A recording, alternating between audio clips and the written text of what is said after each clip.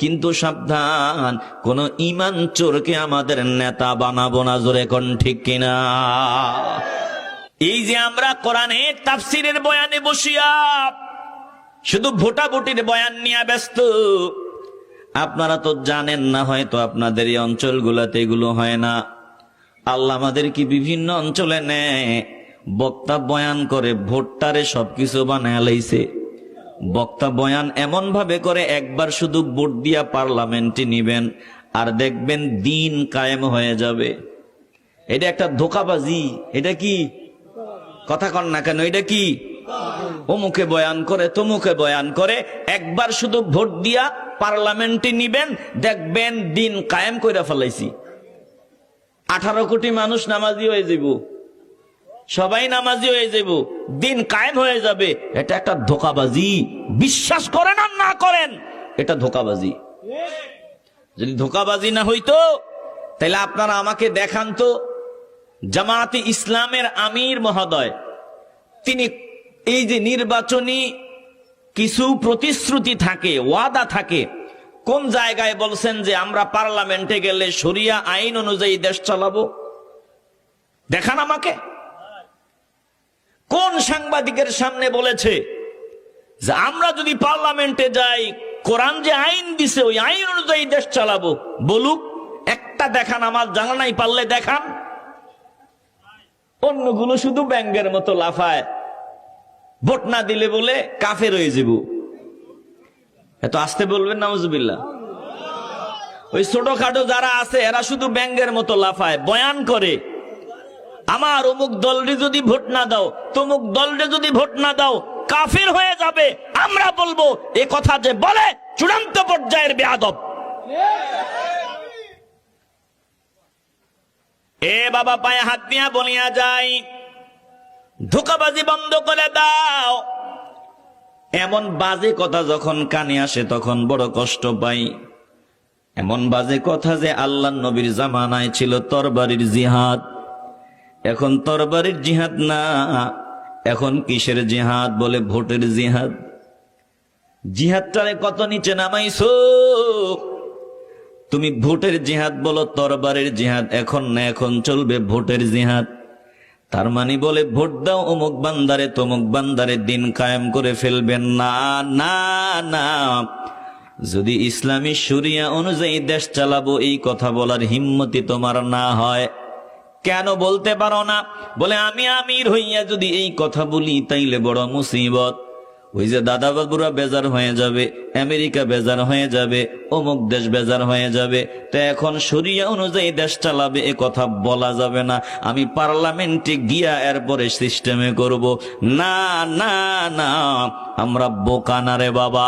তুমি পার্লামেন্টে যাইয়া যখন শরিয়া আইন চালু করবা, এখন যাদেরকে ভয় পাও তারা তোমাকে ছাড়বে না।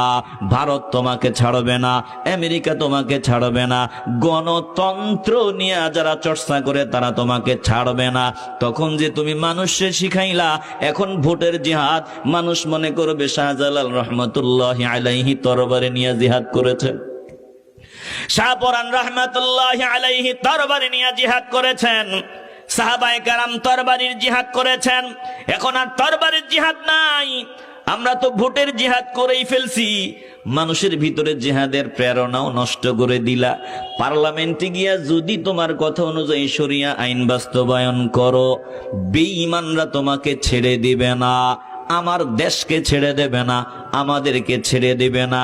তাইলে করলা একটা, তুমি যেই সিস্টেমে আগাইলা মানুষের মানসিকতাও নষ্ট করে দিলা। এই জন্য যেটা করা দরকার ওটা করো। ভোটাভুটি এটা হয়, হচ্ছে, চলুক, চলবে।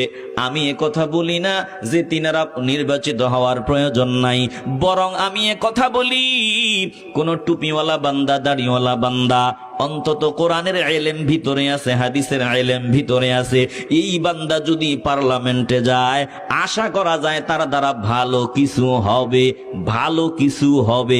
কিন্তু এই আশা করা বোকামি, শরিয়া আইন চালু হবে না না না, কিয়ামত তক এই প্রক্রিয়ায় শরিয়া বাস্তবায়ন হবে না। জোরে কোন ঠিক কিনা?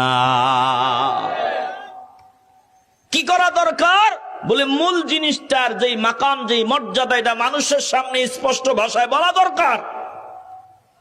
আফগানিরা যেইভাবে বর্তমানে দেশ চালাইতেছে, বাতিলদের সামনে মাথা নত করে নাই, ভোটাভুটির জিহাদ বানায় নাই, জিহাদকে আসল জায়গায় রাখছে। জিহাদ এটার মাকাম মর্যাদা, এটা নিয়ে তারা বেঁচে ছিল। আল্লাহ তাদেরকে 2 যুগ পরে সম্মানের আসন দান করে দিলেন।